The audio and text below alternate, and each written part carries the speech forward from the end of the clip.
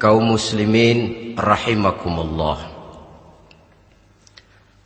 Dalam kehidupan sehari-hari, kita selalu berhadapan dengan dua hal yang berlawanan, dengan dua hal yang kontroversial kata orang sekarang, yang kita diharuskan memilih satu di antara kedua hal itu. Sejak kita bangun tidur sampai kita tidur lagi, selalu kita hadapi dua persoalan itu, yang benar dan yang salah, yang hak dan yang batil, yang pantas dan yang tercela, yang ma'ruf dan yang munkar.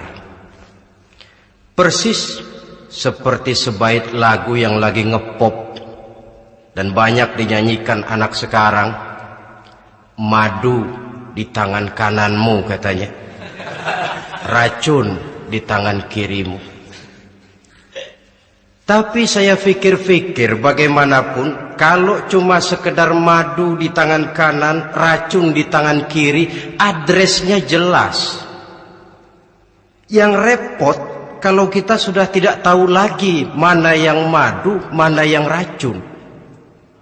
Lebih celaka lagi di zaman sekarang, banyak racun mereknya madu. Kita terpedaya, kita terpesona, kita terpukau oleh racun yang bermerek madu ini. Kita minum dia yang akibatnya rawan di dalam kehidupan kita. Sangat banyak racun-racun yang terpancang di sepanjang perjalanan hidup kita ini. Dan dua di antara racun kehidupan itu akan kita bicarakan pada pertemuan kali ini, yakni arak dan judi, minuman keras dan judi.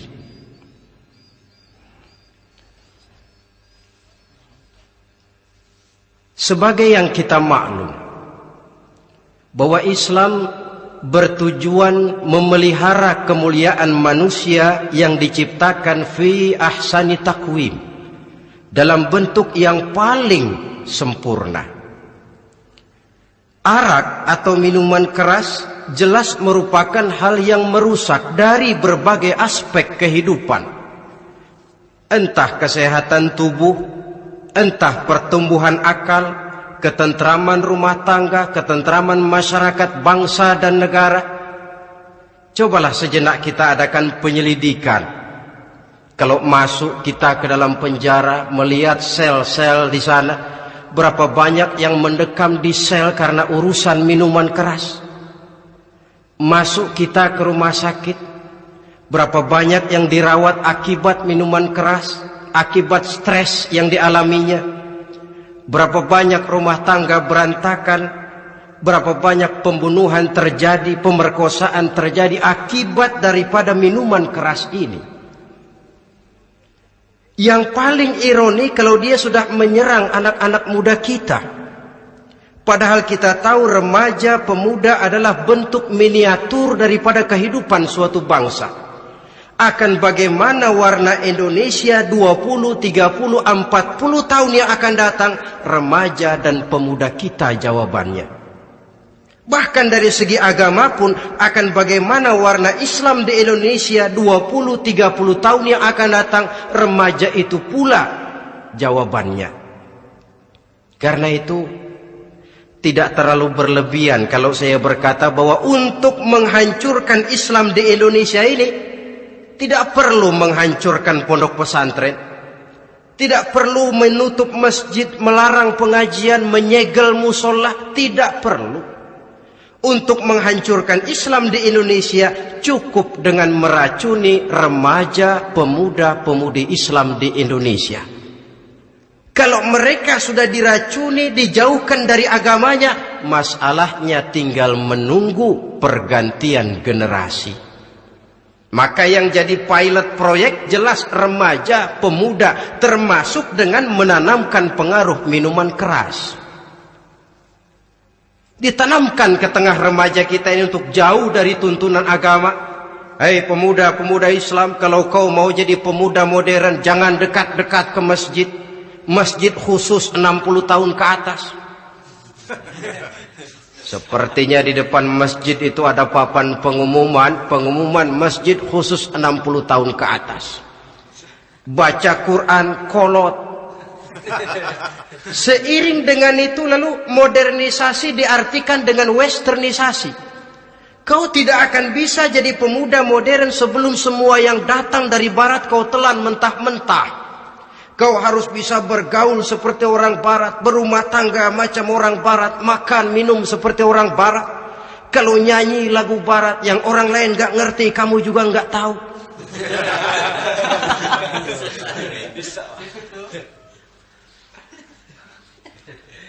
Anutlah itu free love yang pada gilirannya akan mengarah kepada free sex alias sammenleven. Isaplah itu ganja, morfin, narkotik. Jikalau sudah terlena kita dengan itu, maka kehancuran suatu bangsa sesungguhnya sudah dimulai. Penyakit minuman keras ini bukan cuma penyakit zaman ini. Masyarakat yang dihadapi oleh Rasulullah Sallallahu Alaihi Wasallam 14 abad yang lalu juga masyarakat yang kemaruk dengan minuman keras. Arab jahiliyah kalau sudah minum arak mabuk, tidak cuma minum, dia mandi pakai arak. Sistem pendidikan yang disampaikan Islam bijaksana. Mula-mula diberikan gambaran bahwa arak itu walaupun ada manfaatnya tapi ada bahayanya, dan bahayanya jauh lebih besar daripada manfaatnya. Tahap kedua diberikan pesan jangan mendekati solat dalam keadaan mabuk. Padahal solat 1 hari 1 malam 5 kali, artinya makin jauh saja dia dari arak itu. Pada saat kondisi iman sudah memungkinkan, barulah turun vonis bahwa arak itu najis, perbuatan setan, jauhi.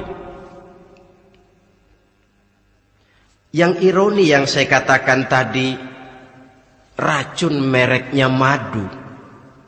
Kadang-kadang kita dibuai dengan iklan yang tidak mendidik. Saya pernah lihat ada iklan misalnya, Anda ingin modern, majulah bersama minuman ini. Atau minuman ini lambang pergaulan dunia yang maju. Modern diukur dari minuman. Yang jadi korban akhirnya remaja dan pemuda-pemudi kita. Saya teringat satu analisa dari Rasulullah Sallallahu Alaihi Wasallam. Beliau bersabda, Inna min asratis sa'ah. Sesungguhnya di antara tanda-tanda kiamat. Apa kiamat itu? Dalam arti yang umum, kiamat itu saat dimana alam ini hancur, bumi gempa, air laut tumpah ke darat, gunung meletus, planet-planet bertabrakan, lalu semua yang bernama hidup mati. Itu kiamat beneran. Saya nggak mau cerita kiamat beneran, sebab saya sendiri nggak kepengen ngalamin. Yang sering kita ngalami ini kiamat kecil-kecilan, kiamat mini. Apa kiamat mini itu? Hancurnya sendi-sendi kehidupan sosial. Maksiat merajalela, munkarat menjadi-jadi. Yang ma'ruf dianggap munkar, yang munkar malah menjadi ma'ruf. Yang salah disanjung-sanjung, yang benar dicaci maki. Tuntunan dianggap tontonan, tontonan malah jadi tuntunan. Kan kiamat kalau sudah begitu. Penjungkiran nilai. Kenapa hal semacam ini bisa terjadi? Penyebabnya kata Nabi, pertama ayyurfa'al ilmu. Ilmu diangkat oleh Allah. Bagaimana cara Allah mengangkat ilmu dan apa maksudnya itu? Allah mengangkat ilmu itu, saudara, caranya pertama dengan mewafatkan ulama. Makin banyak ulama wafat, makin banyak ilmu ditarik. Yang kedua, kurangnya minat orang untuk belajar agama. Kalau sudah klop macam itu, artinya agama sudah disudutkan ke pojok-pojok kehidupan. Agama cuma sekedar tinggal dekorasi. agama cuma seminar, cuma kongres, cuma muktamar, tapi bahwa agama merupakan realita dalam kehidupan, itu tidak pernah terwujud. Kalau ulama sudah tiada, minat orang belajar agama berkurang, maka ajaran Allah tidak lagi didengungkan orang. Dikala itu wa yudharul jahlu, akan muncullah kebodohan, nampak kebodohan di mana-mana. Muncul permissive society, masyarakat yang merasa boleh hidup dengan kaidah serba boleh. Tidak ada halal, tidak ada haram, tidak ada hak, tidak ada batil, semuanya serba boleh. Kalau sudah begitu kondisi masyarakat, terjadilah apa yang dianalisa oleh Nabi. Dikala itu wayabsu zina, zina dikerjakan berterang-terangan. Orang sudah tidak punya malu. Hidupnya sudah pakai prinsip punya kuping, kuping kebo. Punya muka, muka tembok. Punya kulit, kulit badak. Kalau juga dikasih tahu, malu dong kau tinggal serumah belum nikah. Malu sama siapa? Masyarakat. Allah, masyarakat cuek aja.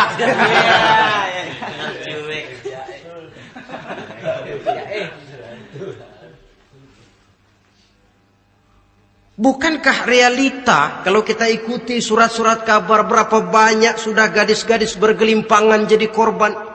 Berapa banyak bayi-bayi yang lahir ke alam ini tanpa harus tahu kemana dia mesti manggil bapak, yang akhirnya mengalami keterakisan, dimasukkan ke dalam kantong plastik, dibuang ke tempat sampah. Kalau itu sudah terwujud, muncul efek negatif yang kedua, wa yushrabal khamr, arak, minuman keras jadi kebanggaan. Anak muda belum nyohor kalau belum bisa mabuk. Yang enggak mabuk dianggap kolot. Kampungan loh. Bikin malu baru kena segelas saja udah miring. Cengeng. Temen kita no hebat sampai nyungsep di got. Yang nyungsep hebat. Ya, kalau cuma yang hancur kehidupan pribadi. Tapi kalau sudah menyangkut masa depan, yang berarti masa depan suatu generasi adalah merupakan masa depan daripada suatu bangsa. Begitu kerasnya Islam ini melarang minuman keras, sampai bukan cuma sekedar meminumnya saja yang diharamkan, tetapi juga dilarang mengimportnya, memproduksinya, membuka warung yang menjual minuman keras, atau bekerja di tempat penjualan minuman keras. Ada juga yang nyerempet-nyerempet, Pak, kalau sedikit kan nggak apa-apa, nggak mabuk ini. Nah, saya ingatkan hadis Nabi diriwayatkan oleh Imam Ahmad, Abu Daud dan Turmuzi. Nabi bersabda, ma askara kathiruhu faqaliluhu haramun. Apa yang banyaknya menyebabkan mabuk, sedikitnya pun tetap haram hukumnya. Memang barangkali mungkin ada manfaatnya, tetapi bahayanya jelas lebih besar ketimbang manfaat yang bisa timbul daripada jenis minuman keras itu sendiri. Dalam hadis lain Nabi pesankan, man kana yu'minu billahi wal yawmil akhir fala yaq'udu ala ma'idatin taduru 'alaiha al-khamru. Siapa yang beriman kepada Allah dan beriman kepada hari akhirat, jangan dia duduk di dalam satu pertemuan yang di dalam pertemuan itu diedarkan minuman keras. Masuk ke dalam lingkungan macam itu saja tidak diperkenankan. Kenapa? Asyariku fi syarri syarrun. Bersekutu dengan kejahatan, jahat juga hukumnya. Semalam kamu mabuk ya? Enggak, temen. Saya cuma ngebeliin aja kok. Apalagi ngebeliin.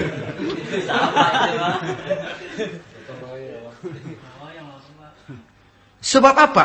Dalam keadaan mabuk, orang tidak lagi bisa berpikir secara logik. Daya kontrol hilang, artinya perbuatan sudah tidak terkontrol lagi. Yang pertama. Yang kedua, IQ tidak akan tumbuh dan berkembang secara normal seperti yang kita harapkan. Yang ketiga, harga diri akan runtuh hancur di tengah masyarakat. Bayangkan kalau tengah malam kita digotong orang, diantar ke rumah kita. Dengan kondisi macam itu masih punya muka kita untuk tegak di tengah masyarakat. Masih punya harapan kita untuk tumbuh menjadi pemimpin. Sementara orang terkenang, ini kan yang kemarin malam gua gotong, dia lagi mabuk. Harga diri, kepribadian. Jangan lupa saudara, kita hidup di tengah masyarakat. Masyarakat itu punya hukum yang tidak tertulis, tapi lebih kuat dan lebih kejam daripada hukum tertulis. Orang bilang, sekali arang tercoreng di dahi, seumur hidup orang akan tetap ingat. Makanya Rasulullah dalam hadis memberikan tamsil untuk adik-adik remaja muslim ini, masalul mu'min kamasalin nahli. Perumpamaan orang yang beriman itu persis seperti tawon. Mentalitas orang mukmin persis tawon. Apa mentalitas tawon? Kalau kita ngaji bab tawon,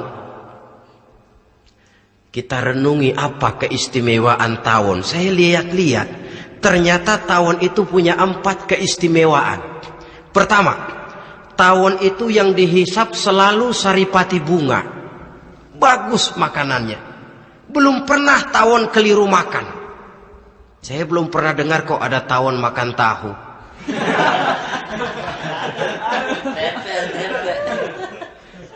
Yang dimakan selalu saripati bunga. Artinya apa? Orang mukmin perutnya itu perut selektif. Yang dimakan yang baik-baik, yang diminum yang baik-baik. Yang baik menurut agama itu adalah yang halal, thayyibat. Perutnya selektif, bukan perut asbak. Kalau asbak, puntung apa saja masuk ke dalamnya. Tapi mukmin perutnya ini selektif.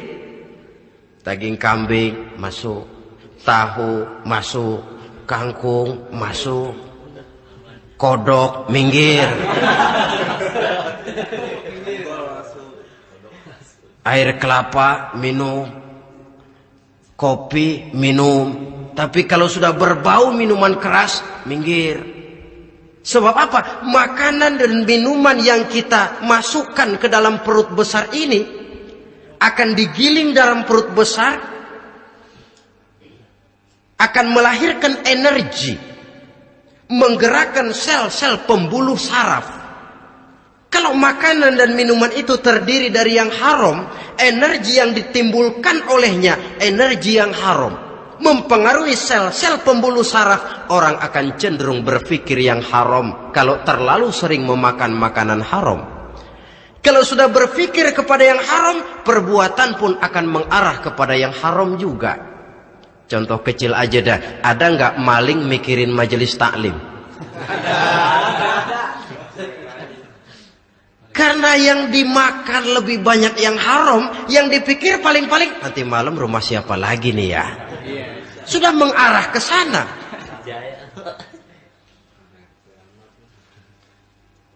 Saripati bunga yang dimakan tawon itu. Lalu tawon yang kedua saya lihat, yang dikeluarkan selalu madu. Artinya apa? Orang mukmin itu kalau dia berkata, perkataannya mengenakan orang. Kalau dia berbuat, perbuatannya membawa manfaat bagi orang. Kalau kakinya melangkah, tentu ke tempat yang ada gunanya. Yang dikeluarkan madu, bukan racun. Indah tawon itu. Yang ketiga, tawon saya lihat, kemanapun dia hinggap, tidak ada dahan patah. Artinya apa? Orang mukmin dimanapun dia tinggal, kemanapun dia pergi, pantang jadi biang kerok buat lingkungannya, pantang menimbulkan kerusuhan dan keonaran. Tidak ada cabang patah dimanapun tawon hinggap. Tapi juga yang keempat, saya lihat-lihat tawon itu jangan coba-coba diusik. Satu kali dia diusik, kemana orang lari? Nyilem masih ditungguin. Tawon. Tapi kalau nggak diusik, nggak ada tawon usil ke pasar nyariin orang. Ketika dia diusik, inilah saatnya saya harus mempertahankan kehormatan diri saya. Dia pun bangkit. Artinya apa? Orang mukmin tidak boleh nyari-nyari musuh. Tapi ketemu musuh tidak boleh lari. Musuh jangan dicari, bertemu pun jangan lari. Mentalitas orang mukmin seperti tawon, yang dimakan baik, yang dikeluarkan baik, kemana dia tinggal tidak menimbulkan keonaran buat masyarakat, tapi juga sanggup menjaga dan mempertahankan kehormatan dirinya. Kalau konteksnya dengan masalah yang sedang kita bicarakan, minuman keras, saya katakan tadi, kita kadang-kadang salah pilih, tertipu oleh racun yang bermerek madu. Ada minuman empuk, nyari yang keras. Salah pilih. Ketahuan orang bikin pel buat anjing, manusia yang nelen. Akhirnya miring kayak anjing. Saudara, mari kita renungi An-Nisa ayat 140. Allah Subhanahu wa taala mengingatkan, "Qad nazzala 'alaikum fil kitabi an idza sami'tum ayati Allahi yukfaru biha wa yustahza'u biha fala taq'udu ma'ahum hatta yakhudu fi haditsin ghairihi innakum izam misluhum." Sungguh kata Allah, telah diturunkan kitab Al-Quran ini kepada kamu, yang apabila kamu dengar ayat-ayat Allah itu diingkari orang, diejek-ejek orang, fala taq'udu ma'ahum, jangan kamu duduk bersama orang-orang semacam itu. Bagaimana mengejek ayat-ayat Allah misalnya? Tahu kalau minuman keras itu diharamkan, tapi masih minum juga, itu kan mengejek ayat namanya. Duduk di majelis semacam itu dilarang oleh Quran. Kenapa? Innakum izam misluhum. Kalau kamu juga duduk di majelis semacam itu, kau dan mereka sama saja, kata Quran. Sama saja. Tahu kalau minuman yang memabukkan itu diharamkan agama, tapi diminumnya juga mengejek ayat Allah. Duduk di tengah kelompok mereka berarti ikut mengejek ayat Allah. Dekat saja pun jangan, entahlah lagi sampai meminumnya. Maaf, bukankah Allah menurunkan Al-Quran kepada manusia, kata Imam Al-Ghazali, persis, maaflah, seperti gubernur berkirim surat kepada Pak Lurah. Dalam suratnya Pak Gubernur bilang, Pak Lurah, tolong carikan tanah di daerah Kebayoran untuk sekolah 6.000 meter. Pak Lurah dapat surat dari Pak Gubernur, bangga bukan main. Itu surat sore, pagi, siang, malam dibaca. Ditaruh di tempat yang tinggi. Diberikan minyak wangi, mau diambil dicium dulu. Dibawa dengan penuh hormat dan hati-hati. Tapi tanah yang dipesan Pak Gubernur tidak dicari-cariin. Penghargaan macam apa ini? Nanti Gubernur cek, Pak Lurah, siapa? Sudah terima surat saya? Sudah Pak, sudah. Bagus. Lalu bagaimana? Aduh Pak, surat Bapak sore, pagi, siang, malam saya baca. Bagus. Apalagi Lurah? Surat Bapak saya taruh di tempat yang tinggi Pak. Saya pakaiin minyak wangi. Mau saya ambil, saya cium dulu. Saya bawa dengan penuh hormat dan hati-hati. Bagus Lurah, kau memang hormat sama atasan. Cuman Lurah, tanahnya udah dicariin belum? Nah yang itu belum tuh Pak. Belum. Kata Gubernur, Bagus lurah, besok berhenti lo ya.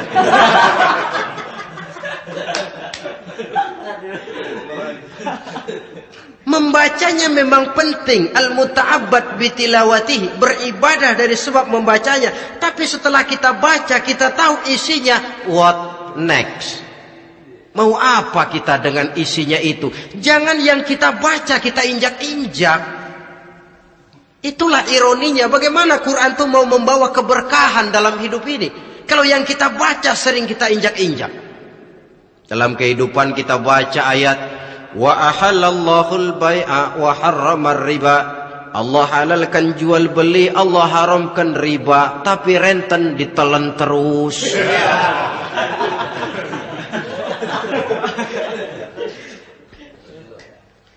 Kita baca ayat wa'tasimu bihablillahi jami'an wa la tafarraqu. Berpegang teguhlah kamu kepada tali Allah, jangan bercerai-berai. Tapi sesama muslim pelotot-pelototan jalan terus. Janganlah yang sesama muslim kadang-kadang yang mengklaim dirinya sebagai pemimpin Islam kelihatannya juga sikut-sikutan jalan terus.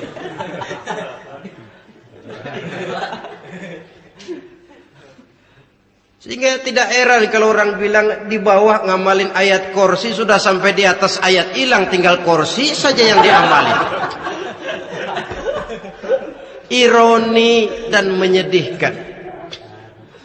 Perjalanan panjang memang saatnya kita menunggal dengan Al-Quran ini. Tetapi prosesnya memang harus kita mulai dari sekarang. Perkara kapan proses ini selesai, itu bukan masalah kita. Tapi bahwa kita sudah memulai suatu proses, itulah yang diharapkan. Hadirin yang saya hormati, oleh karena kerasnya peringatan Islam terhadap minuman keras, pernah satu hari seorang lapor kepada Khalifah Umar bin Abdul Aziz bahwa ada sekelompok orang berkumpul meminum minuman keras. Kata Khalifah Umar bin Abdul Aziz, dera mereka, hukum, cepat. Ya Khalifah, kenapa? Di tengah mereka ada juga orang yang Ramadan biasa puasa. Begitu, iya, yang biasa puasa duluan hukum. Kenapa? Mengerti memang lebih besar resikonya daripada tidak mengerti. Kalau yang tidak mengerti dilatar belakangi oleh kebodohan, barangkali masih bisa ditolerir, masih bisa dimaklumi. Ini toh sudah tahu mau puasa, kenapa berkumpul di majelis yang ada minuman keras? Tapi memang kelompok ini kan memang selalu ada. Kita lihat dalam masyarakat itu kan ada 4 kelas itu. Pertama, ada orang yang tahu perintah dan tahu larangan. Ini the first class, kelompok terbaik. Perintah tahu dia kerjakan, larangan tahu dia jauhi. Ini orang terbaik. Yang kedua, ada orang tahu perintah tapi tidak tahu larangan. Perintah tahu, larangan tidak tahu. Sholat mau, puasa mau, zakat fitrah bayar, nyolong mau, mabuk ayo. Perintah tahu tapi larangan tidak tahu, akhirnya semua dikerjain. Barangkali yang rada bingung malaikat bagaimana nyatatnya ini, kotor absen. Gelas yang ada di hadapan saya ini, kalau semua diisi air putih macam ini, kan jelas bisa diminum orang. Kalau semua diisi bensin, jelas bisa diminum motor.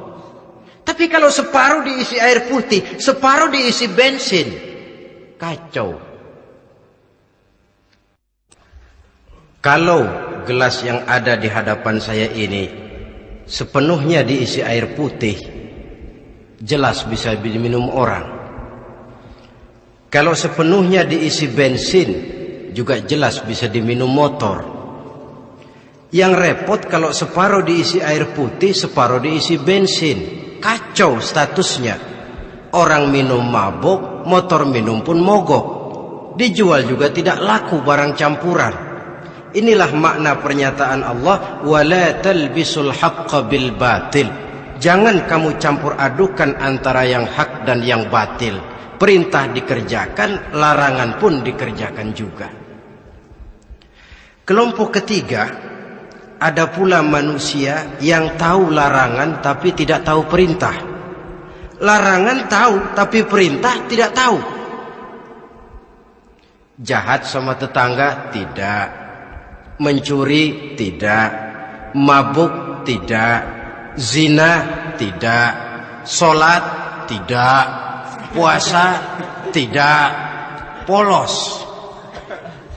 Semua serba tidak. Dan yang terakhir, kelompok keempat, perintah tidak tahu, larangan pun tidak tahu. Ini masuk kelompok makhluk gratis. Misalnya kambing, ayam, kerbau, itu kan makhluk-makhluk yang memang perintah tidak tahu, pun larangan juga tidak tahu.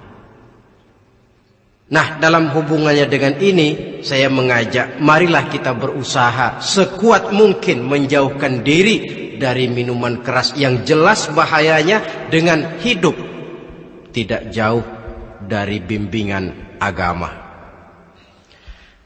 Hadirin kaum muslimin rahimakumullah. Kawan seiring dan sejalan dari minuman keras, judi namanya. Saudara kembar barangkali. Yang satu sering menimbulkan yang lain, tetapi bukan tak jarang keduanya berjalan berdampingan. Posisi judi dan arak ini dalam Quran sama bahayanya. Apa sebab? Mentalitas judi adalah mentalitas sirkeless, lingkaran setan. Artinya,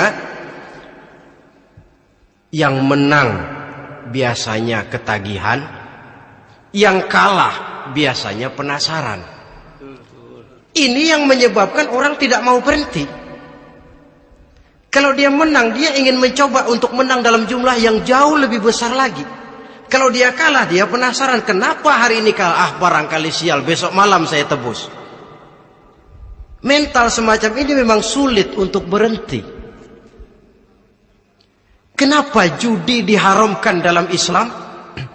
Pertama, seorang muslim di dalam berusaha mencari harta, dia harus mengikuti sunnatullah.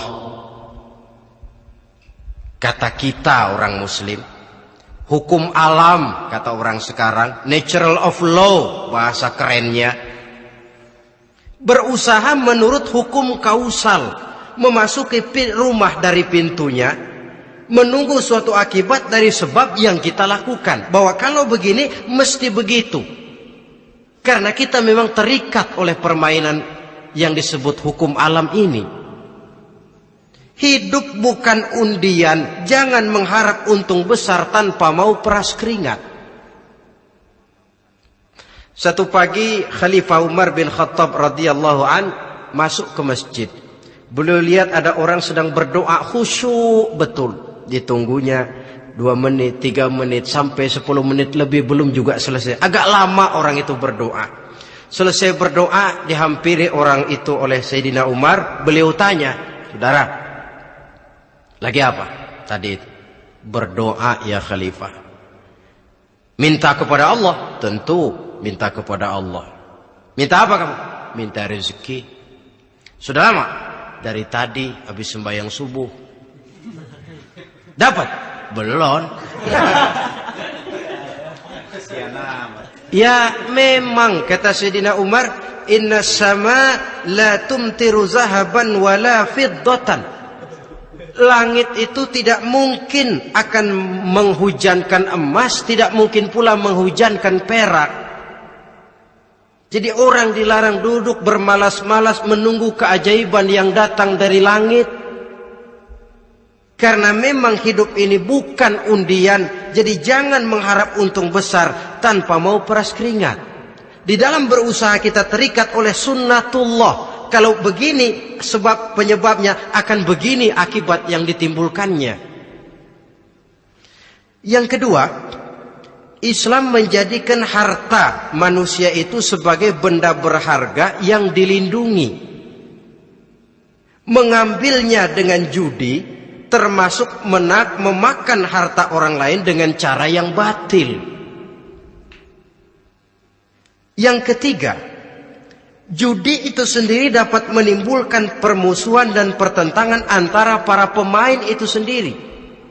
Meskipun kelihatannya kompak duduk dalam satu meja yang saling berhadap-hadapan, yang kalah kelihatannya pasrah, tetapi kan itu cuma kulit permukaan. Batinnya bagaimanapun juga yang kalah itu tetap mendendam. Sedangkan yang kalah di samping mendendam juga mengomel, mencaci mungkin ya lawan bermainnya, ya mungkin juga dirinya sendiri. Dan yang keempat, judi itu merusak aktivitas hidup, membuat orang membuang waktu dengan tidak terasa, dan yang pada gilirannya melupakan orang kepada tanggung jawab. Wah, kalau sudah memegang kartu, konon kabarnya, saya sendiri alhamdulillah belum pernah,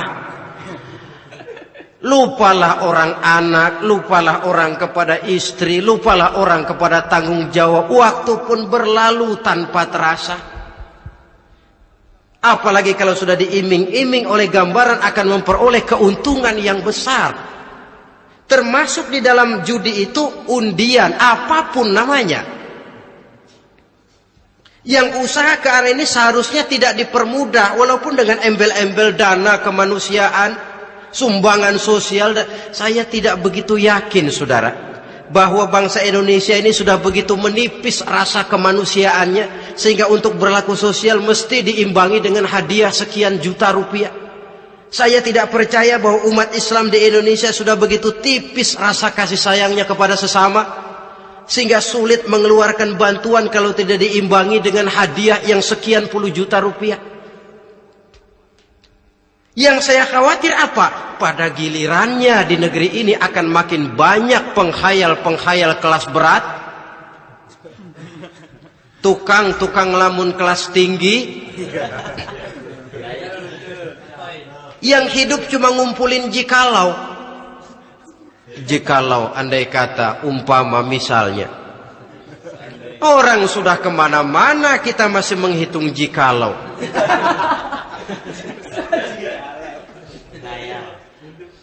Orang boleh saja mengharap burung terbang tinggi, tapi punai di tangan jangan dulu dilepas. Artinya idealisme silahkan terbang setinggi langit, tapi kaki harus tetap berpijak di alam realita. Bahwa memang lebih baik makan singkong dalam kenyataan daripada makan roti tapi ngimpi.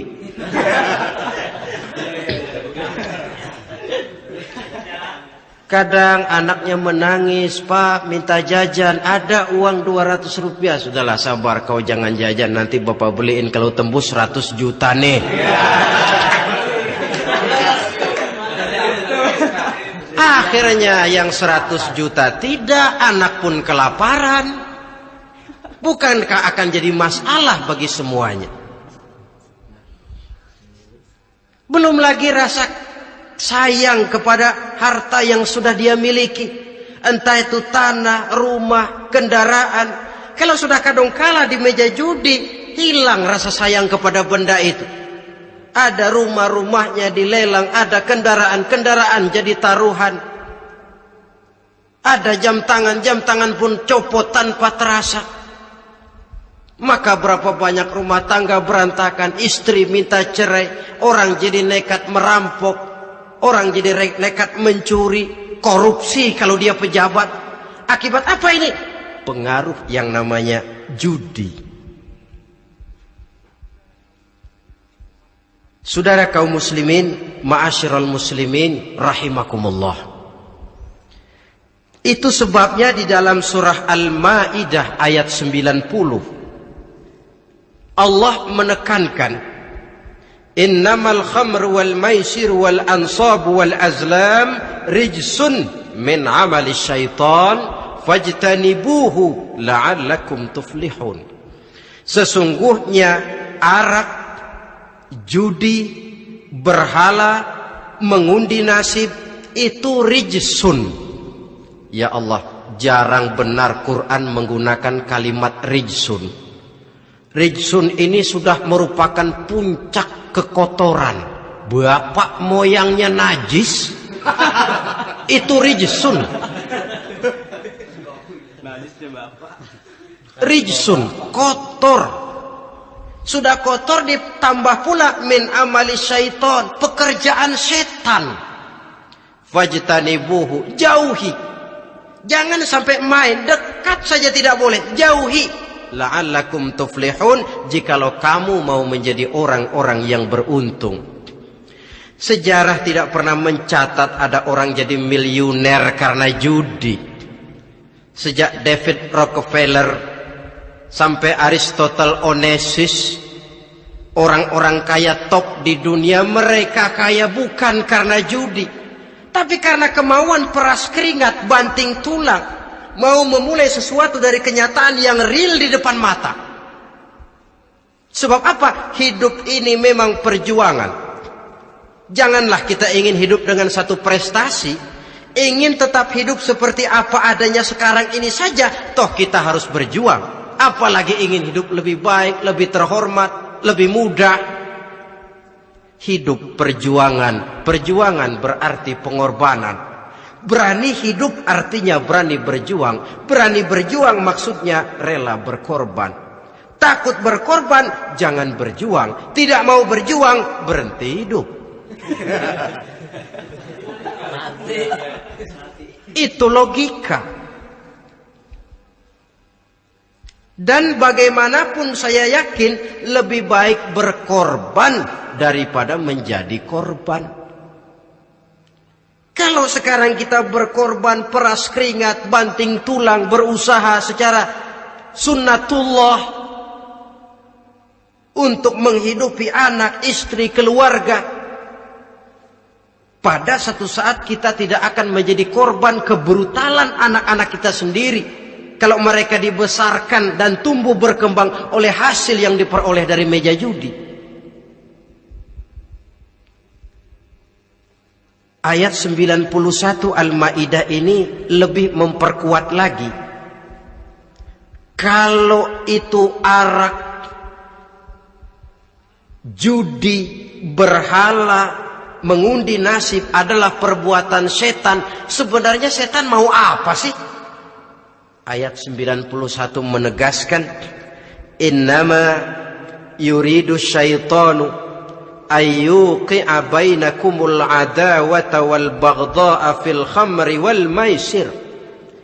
Yang dimaui setan itu tidak lain supaya dengan arak dan dengan judi timbul rasa permusuhan, sikap memusuhi, saling marah di antara kamu. Coba, biasanya dalam meja judi sudah loyo, waktu juga sudah berlarut-larut. Yang menang mau berhenti, apa yang kata yang kalah? Berhenti dah, gue wacok loh. Enak bener, gue lagi kalah, lo berhenti.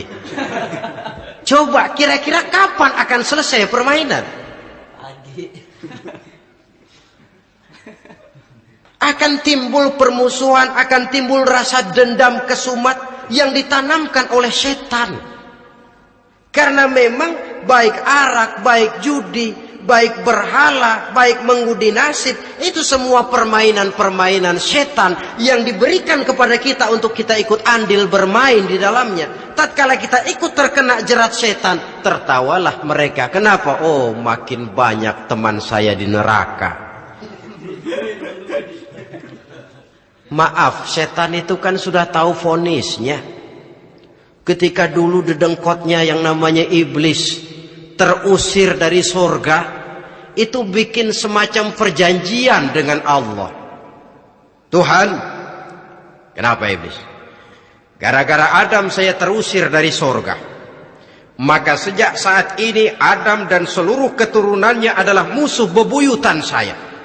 Saya akan gelincirkan mereka dari jalan.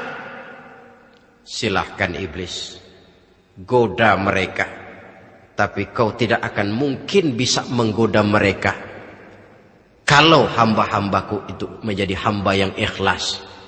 Hanya hambaku yang ikhlas yang tidak mungkin kamu goda, yang lain barangkali bisa. Sejak saat itulah iblis memproklamirkan permusuhan, dan dia sudah tahu betul vonisnya neraka. Tugas dia sekarang bagaimana mengumpulkan teman sebanyak-banyaknya ke dalam neraka.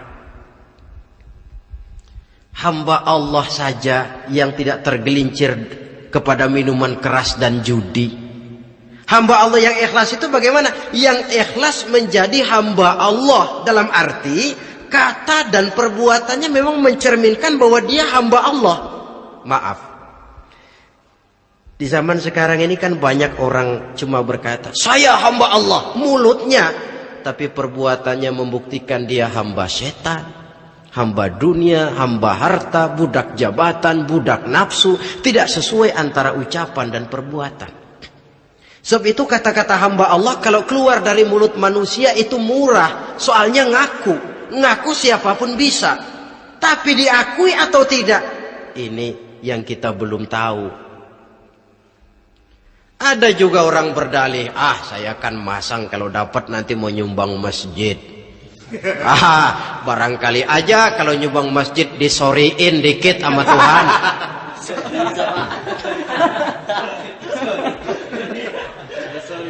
Apa bisa begitu?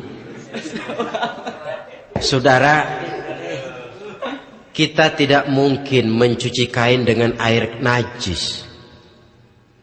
Innallaha thayyibun, kata Nabi, la yaqbalu illa thayyiba. Allah itu baik dan hanya menerima yang baik. Bahwa dalam Islam tujuan yang baik harus dicapai dengan prosedur yang baik. Bahwa niat menyumbang masjid bagus, tapi hasil daripada judi atau undian tidak akan menyampaikan kita kepada tujuan itu. Tidak boleh mencuri kain walaupun niatnya untuk sholat. Kalau nyolong kain niatnya buat sembahyang, dimaafin kali. Walaupun sholatnya sah, mencuri kainnya tetap saja dosa. Islam tidak menghalalkan segala cara untuk mencapai suatu tujuan. Bahwa tujuan yang baik harus dicapai dengan cara yang baik juga. Dan penyakit judi ini juga bukan penyakit baru. Sejak dulu masa jahiliyah judi mereka, saya kira kalau Las Vegas, kota judi Amerika saja barangkali masih kalah dengan cara judi jahiliyah dulu. Mereka kalau sudah judi itu uang. Habis uang, ada punya tanah pasang, taruhan. Habis tanah, ada rumahnya dipasang. Apalagi yang ada? Ternak unta dipertaruhkan. Harta habis, rumah ludes, kebun binasa, ada istri juga dipasangin. Judi.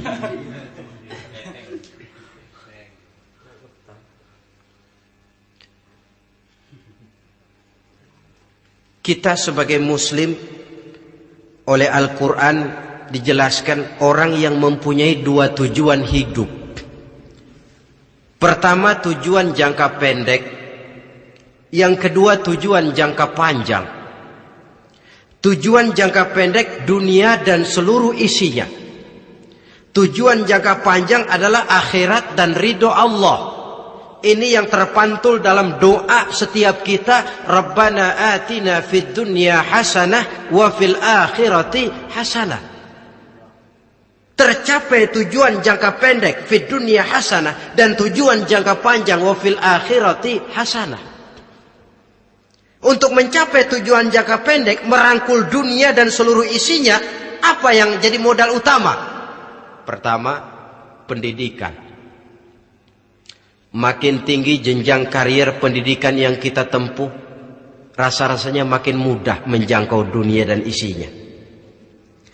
Yang kedua, pengalaman, tenaga expert masih tetap diperlukan. Makin banyak pengalaman, makin mudah menjangkau dunia. Yang ketiga, dan ini ada tapi tidak bisa dijadikan pegangan, faktor nasib, faktor kebetulan ada. Tapi tidak bisa dijadikan pegangan mutlak. Pendidikan, pengalaman, ingin menjangkau fid dunya hasanah, ini modal utama. Lalu untuk mencapai fil akhirati hasanah, prestasi ibadah. Bagaimanapun tinggi pangkat dan jabatan kita, bagaimanapun banyak gelar kita sandang, tanpa prestasi ibadah, nol besar kita dalam pandangan Allah. Itu sebabnya kita sholat. Jadi tidak beralasan kalau orang ditanya, kenapa sih kamu nggak sholat? Ah, tetangga saya sholat melarat terus. Memang sholat itu bukan untuk mencari uang kok. Kalau ada orang yang rajin sholat, rezekinya kelihatan lancar, itu cuma sekedar persekot. Uang muka, cashnya tetap di akhirat nanti. Efeknya apa? Karena kita punya tujuan jangka panjang, mengharap ridho Allah di akhirat. Cara kita mencapai tujuan jangka pendek dibatasi oleh pertanyaan, Allah ridho apa enggak? Kita cari uang, tapi pertanyaan pokok, Allah ridho enggak cara ini? Kita mengejar kedudukan, tapi Allah ridho enggak dengan cara ini? Ini yang menyebabkan kita lantas tidak lalu menghalalkan segala cara. Yang penting tujuan tercapai cara apapun halal, PKI. Kan cuma PKI yang berprinsip asal tujuan tercapai cara apapun halal. Dan kita sudah sepakat PKI dan seluruh ajarannya tidak berhak hidup di bumi Pancasila ini. Cuma jangan sekedar PKI-nya dikutuk tapi ajarannya dipakai.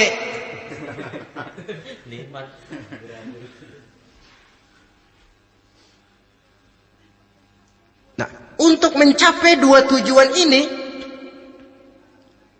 Islam mengajarkan sistem keseimbangan. Sehingga Nabi sabdakan, "I'mal lidunyaka ka'annaka ta'ishu abada wa'mal li akhiratika ka'annaka tamutu ghada." Bekerjalah buat duniamu seolah-olah kau akan hidup untuk selamanya, tetapi bekerjalah untuk akhiratmu seolah-olah kau akan mati besok. Jadi kalau kita sudah sholat menghadap Allah, usolli fardul maghrib, Allahu Akbar, ingat seolah-olah kita akan mati besok supaya timbul khusyuknya. Tapi kalau kita sudah bekerja, kuliah, bekerja, belajar di tempat tugas, ingat seolah-olah kita akan hidup selamanya supaya timbul gairah kerja. Jangan dibalik. Di kantor ingat mati, lemas terus. Ngapain kerja sungguh-sungguh bakalan mati. Lagi sholat ingat Duta Merlin, Altiron Plaza, ya kacau. Salah pasang, tidak pada tempatnya. Untuk mencapai fid dunya hasanah ini, Islam mengajarkan tempuh jalur yang mengikuti sunnatullah. Itu yang dihargai oleh agama. Terikat oleh hukum kausal bahwa kalau ini yang saya usahakan hasilnya akan begini. Perkara nanti hasil tidak seperti yang kita harapkan, baik sangkalah kita kepada Allah. Sebab kita tidak tahu rahasia apa di belakang itu. Kadang orang mengeluh, habis saya rajin sholat tapi rezeki seret, berhenti aja dah. Kita tidak tahu rahasia di belakang itu. Pernah hadirin, satu hari seorang petani, dia selesai bekerja di ladang, istirahat. Dia tidur di bawah sebuah pohon beringin. Di sebelah pohon beringin itu ada pohon labu. Dia berpikir, kalau saya lihat-lihat Tuhan nggak adil katanya. Masa pohon beringin pohonnya besar, buahnya kecil. Pohon labu pohonnya kecil, buahnya gede. Tuhan bukan arsitek ulung ini.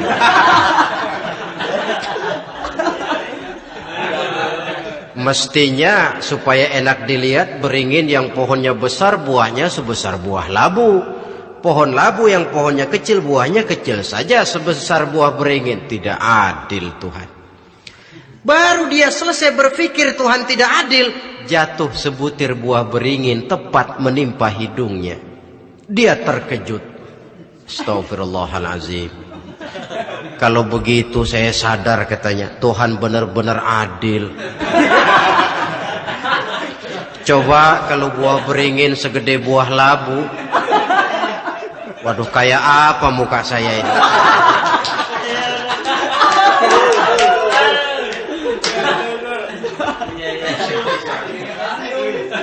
Baru terbuka pandangan matanya setelah berhadapan dengan kenyataan. Baru keluar respect. Allah benar-benar adil. Padahal semenit yang lalu dia masih berkata, Tuhan bukan arsitek ulung. Tapi semenit kemudian setelah berhadapan dengan kenyataan yang real dia hadapi, wah, Allah benar-benar adil.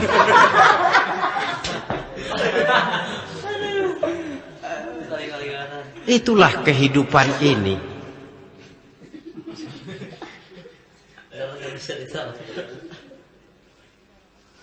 Saudara hadirin yang saya hormati, karena itu baik arak, baik judi, dua-duanya merupakan bahaya laten yang tidak hanya mengancam kehidupan agama, tetapi juga masyarakat, bangsa dan negara, apalagi kalau sudah jatuh kepada generasi penerus.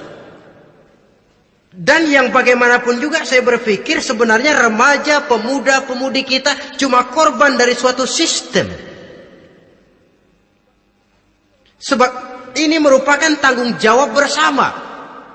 Ulama mubalik macam saya paling wewenangnya cuma ngomong. Yang punya SK untuk memberhentikan pabrik minuman keras itu kan Menteri Perindustrian. Tangan-tangan eksekutif. Sehingga kalau Nabi katakan, man ra'a minkum munkaran falyughayyir biyadihi wa illam yastati' fa bilisanihi wa illam yastati' fa biqalbihi. Apabila salah seorang kamu melihat suatu kemunkaran, termasuk minuman keras dan judi di dalamnya, rubah itu. Dengan cara apa? Kalau kau mampu dengan tangan. Artinya power, kekuatan. Kalau dengan tangan tidak mampu, wah, ini orang kalau gue pukul gue yang melintir nih. Umpamanya, fabilisani, dengan lidah ngomong. Mas, saya senang sampean tinggal di sini, kampung kami tambah warga, tapi tolonglah jangan bawa pengaruh yang tidak baik. Kalau ternyata bicara pun tidak berani, fabiqalbi, cukup dalam hati, sekurang-kurangnya tidak ikut membenci kemungkaran dalam hati. Itulah kadar iman yang paling lemah. Ini secara umum. Tapi kalau hadis ini kita mau adakan semacam, katakan description of job, bahasa kerennya, kita adakan pembagian tugas. Siapa yang harus merombak kemungkaran dengan power? Penguasa, pemerintah, sebab dia punya aparat. Siapa yang merombak kemungkaran dengan lidah? Ulama, kiai, mubalik, ngomong. Siapa yang hanya mengubah kemungkaran dalam hati? Kita umumnya rakyat lemah ini, yang mau ngomong gak berani tapi hati pegel. Nah, kalau sudah ada pembagian tugas semacam itu, insya Allah masing-masing akan berjalan pada relnya. Dan pada akhirnya selamatlah kita, bangsa Indonesia, umat Islam pada khususnya, dari bahaya, baik bahaya minuman keras maupun bahaya judi. Menyelamatkan bangsa dan yang lebih lagi menyelamatkan masa depan kita.